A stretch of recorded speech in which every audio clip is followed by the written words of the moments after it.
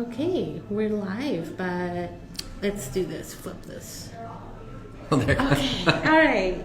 Okay, we're live. Actually, we're here, and I just want to give people a few more minutes to join in.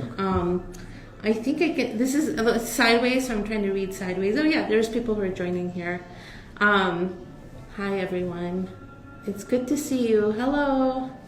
Hi, I'm here with Josh. I'm going to introduce him in just a few seconds as we get more people to join in. I'm very excited to have him. Thanks for joining this Friday. I know it's everybody's wrapping up their week, so I really appreciate everyone who's joining. And also, this broadcast will be available on the feed for forever. It's just a recording that'll just show up. So that's the nice thing about Instagram. It's just automatic. It gets recorded. So I think we can actually get started. So I have with me, I'm very lucky to have Josh Bednarek here with the City of Phoenix, the Deputy Planning Director. The City of Phoenix is a very busy man, and I'm just so happy to have him here to answer our questions about accessory dwelling units. So today we're going to be talking about accessory dwelling units. A lot of my clients, and let me introduce myself too. I'm Taz, and I'm the owner of Taz Country Studios. We do residential remodels, we do infill residential, we do missing middle housing, we do small commercial as well. So today we're going to be talking about accessory dwelling units, which are like mother-in-law suites. They're they can be attached as well as detached accessory dwellings. So basically, it's a whole dwelling. So that's what makes it an accessory dwelling unit. But we'll talk to Josh more about the definition. And a lot of people that I speak to, a lot of my clients are very interested in accessory dwelling units. Because they have, aging parents that want to move in with them, or they have an adult child who's moved back in with them, which is very common these days, or they want to get rental income. There's a lot of different scenarios where accessory dwelling units are very appealing to people, and in a lot of historic districts there are detached garages that already exist and that are sort of perfect and already there to be converted into accessory dwelling units, or at least if not entire dwelling units, they can become offices or studios and things like that. And a lot of times those are allowed, but not actually dwelling units. So we'll talk a little bit more about that too. So anyway, I'm going to get started on the interview. Josh, you want to kick off with anything? No, Taz, just thank you for having me. Really appreciate the opportunity. Phoenix is a big and growing city. I've had the opportunity to work with the City of Phoenix for 21 years now. Wow. And ADUs, accessory dwelling units, is something that's been a topic of conversation for a while now. The City of Phoenix City Council adopted a Housing Phoenix plan in 2020. One of the components of that Housing Phoenix plan directed staff to look at and explore the possibility of updating our ordinance with respect to ADUs. And so the timing of our conversations are really great. We're preparing a couple of options that will roll out to the community early next year, and see where that goes. Anytime we're going to change the zoning ordinance, it's a collaborative discussion with property owners, residents, and ultimately our city council and our boards and commissions, our village planning committee. So excited to get that conversation going as we move into 2023. So thank you for having me. Absolutely. That's super exciting to hear that there is sort of a zoning change in the works possible.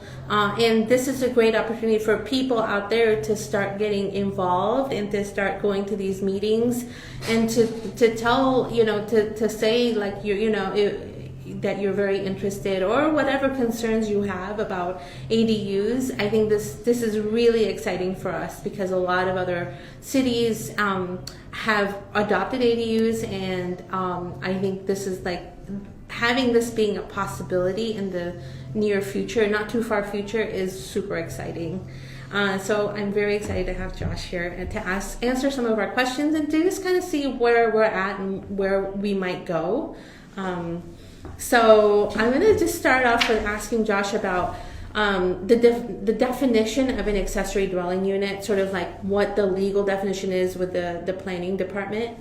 Yeah, so we'll start there. I have it prepared right here. The legal definition of an accessory dwelling unit is a subordinate dwelling situated on the same lot with the main dwelling and used as an accessory use. Now, what that basically means is it's usually a detached structure that's smaller than the house on the lot, that functions in the same way, but really only exists as a subordinate use of the existing structure. And so you gave the example of a detached garage as an example where someone has activated that in a space where they're allowed to, and there are other accessory structures that are allowed. But an accessory dwelling unit is well, I guess what I should say, the primary component that makes something a dwelling unit in the city of Phoenix is cooking facilities. So there's a specific permit you need from us to get the electrical permission for a stove outlet, and that's the trigger, right? That is what triggers us to ask, what's going in there, and if you're doing something that's outside of the house, if you're asking for that's when the conversation about whether or not it's a dwelling unit starts. I see. What if it's like an outdoor kitchen or something like that? Yeah, so lots of folks in Phoenix have an outdoor like barbecue area or something along those lines. No, that we don't consider that, usually because it's outside and it's not within an enclosed structure. It's when it's going to be inside an enclosed structure separate from the house is where that conversation begins. I see. Okay, so that's a really important thing to remember, is that it's really the stove, the outlet, specifically, if that's what makes it a dwelling unit. That's correct. Okay, so that's a really important thing to remember. So I'm going to move on to the next question. Tucson just passed an amendment permitting ADUs, accessory dwelling units. They're not permitted currently in Phoenix. But it's sort of like, it's kind of a little confusing, because what does that exactly mean? Because, some people with the right zoning are able to have a second dwelling on their property legally at this time. And what do you mean by it's not permitted right now? So Phoenix has more than 60 plus zoning districts, right? We're 520 square miles of a city. There are a handful of zoning districts in Phoenix that do permit an accessory dwelling unit, and I'll walk you through some examples. Some of our large lot, not many people have property that are zoned this, but RE35, RE24, RE14, they were set up for sort of a ranch house type setup, larger lots, where you would have in the primary residence the family, and then support folks on the farm. There's not many of those left, but in those districts you're allowed to do it. There are a handful of neighborhoods in Phoenix that have multifamily zoning. So whether they were in the county and they got annexed that way, or they were just always that way, some of our historic districts, they'll have multifamily, so R2, R3, R4 zoning. And in those instances, if you can make it work within your setbacks and your allowed building envelope, you could put a second unit on there. The vast majority of our zoning districts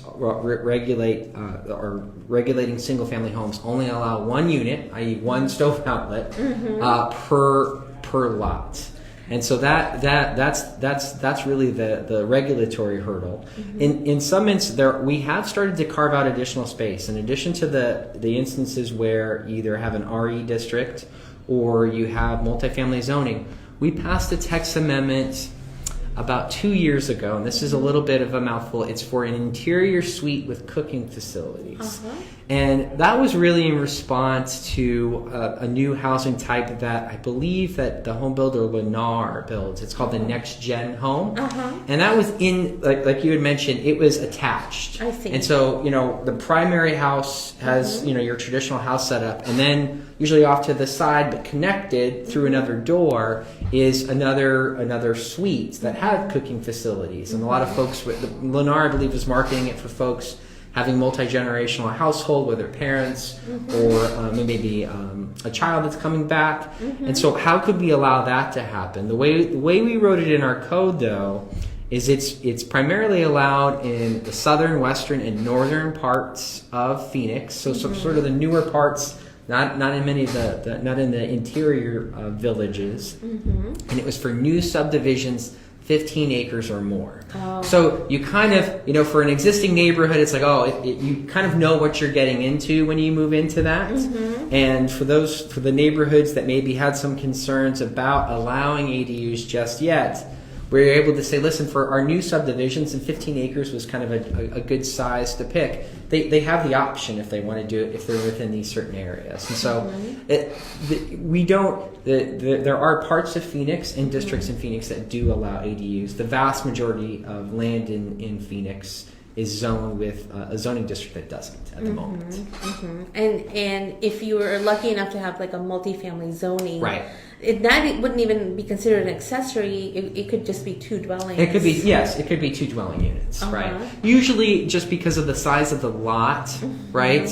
You'll see that set up, but you're absolutely, you could do a duplex, triplex, quadplex if you could make it fit. The development standards make it tricky between your setbacks and your park. The more units you add, the more parking you have to provide in Phoenix's code. So that can get tricky, but yes, you're absolutely right.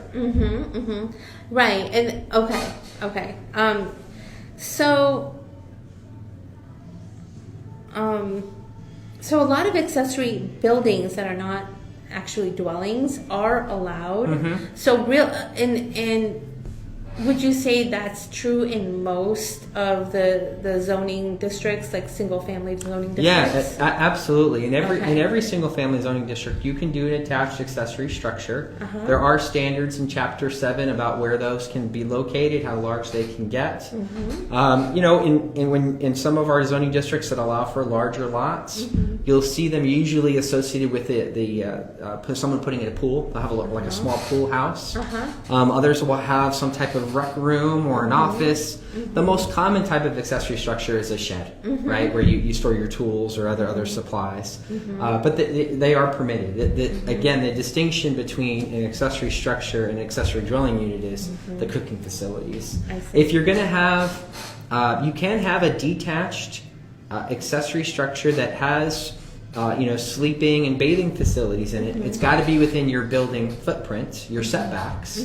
But again, if you're within a zoning district that only allows one dwelling unit, you just can't put cooking facilities in it at the moment. I see. So you can have detached bedrooms. Yes, you can. Yes. Okay. All right. So that's been a workaround that I've used with a lot of my clients. That they don't necessarily have cooking facilities, but they can still have guests. Like it's a guest room almost that people can use for. It's a multi-purpose room too, and when you resell it, people can use it. It actually increases the value of your home because it's like this flexible space that's kind of detached and could be like a private office, especially with people working from home as much as they are now. So I think accessory buildings are allowed at this time, and there's a lot you can actually do with that. It's just like they're not dwelling units, and that's sort of like the next level of that we want to get to. And you had mentioned